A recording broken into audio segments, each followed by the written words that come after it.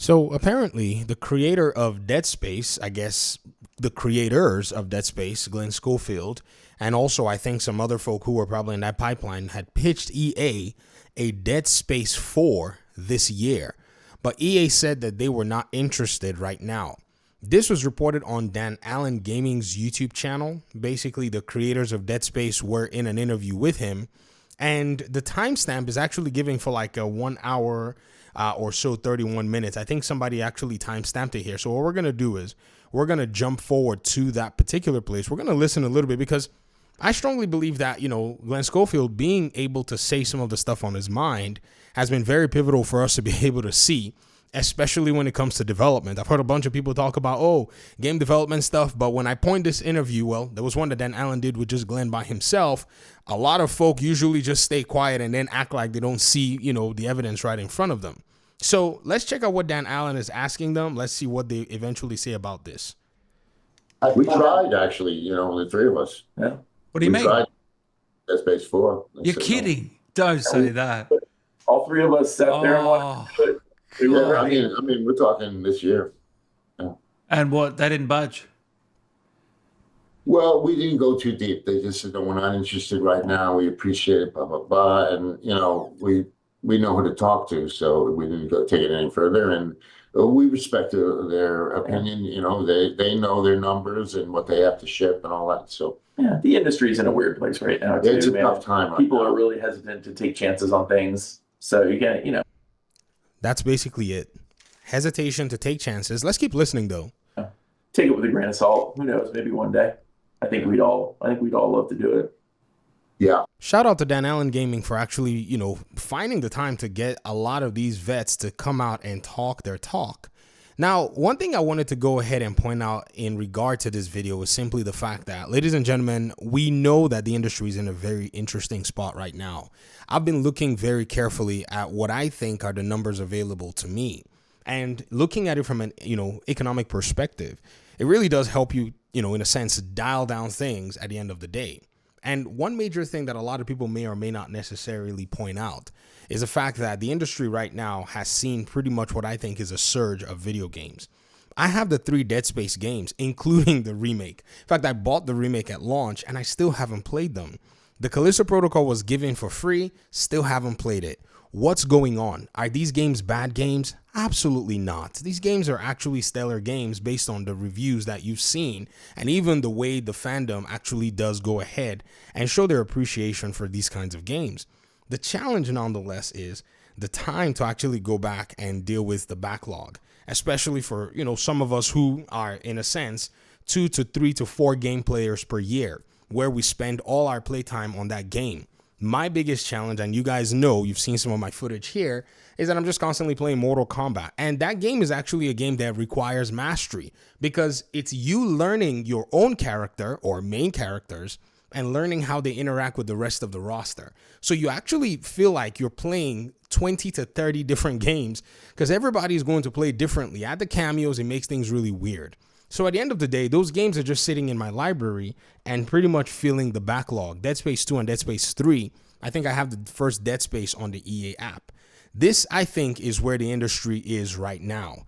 When you also add into all of this, the reality that right now, even on top of this, we've gotten to a point where live service mania is also the problem. It's very hard for anybody to envision or even imagine that right now, studios, developers, and even producers, in terms of those who bring out content, are in a place where they want to go ahead and spend money on this particular venture.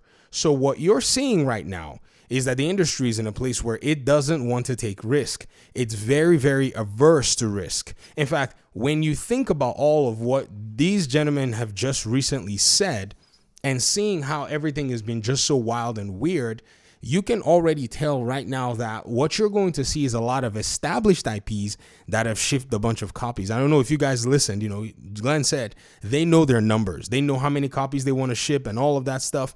And if they don't have at least some level of the guarantees to let them know, hey man, we probably can go ahead and ship these amount, in terms of copies, I doubt that they're going to be very interested in taking those steps.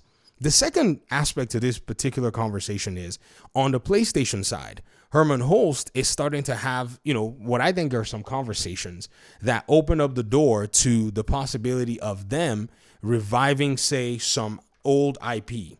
Now, this is very interesting because when you think about what's been lately revealed and unveiled, it shows you that the industry is actually in a very strange, spot at the end of the day. So why is he talking about their interest in these new IP? Why is he not necessarily just coming out to say, okay, we've seen some people talk about him, we've seen some fans ask about him, but at the end of the day, we're not necessarily getting too much when it comes down to it.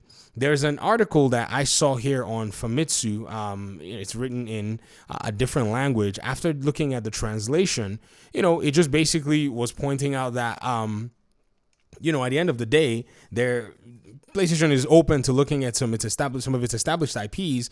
But here's the reality, ladies and gentlemen. It doesn't really make any, sense to me that they're still having these conversations now when they could have been building a library of these games a while back. Sega was one who basically fine-tuned its production pipeline and went ahead and was able to bring out a bunch of Yakuza games, and more Yakuza games are coming. So its fans and its audience is not necessarily in a position where they have a memory lapse. Ubisoft used to be very impressive in this way, but their games started to basically, harp on themes that were pretty much outdated at the time. And so, yeah, at some point, it just didn't necessarily hit for the fans like it did in the past. But if you take a look at, say, like I've, pointed out just now, what even the, Yakuza games are doing, you can already tell that them establishing this IP and continuing to pursue it was one that was actually quite brilliant, in my opinion. And they made availability a big thing, where games were everywhere for them. In their own perspective, they could push their games to as many places as they could. Now, there are probably some, discrepancies here and there as to how they handle their IPs and such. But it is one thing that you're not going to be able to blame or accuse them for right now. And that is they're able to take their games and put them wherever it is that they feel like customers are going to buy them, thereby not isolating audiences who want to play their game. I strongly believe right now that the industry is going to see continuous shifts. I think right now that the publishers, Xbox, PlayStation, EA, everybody is going to really be in a really strange place.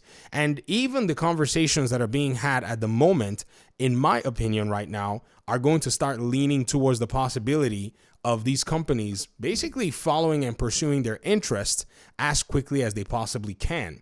Because if their interests are not met, I don't think we're going to see much in terms of them actually being willing to, break the paradigm open, or them willing to actually change up the, the status quo.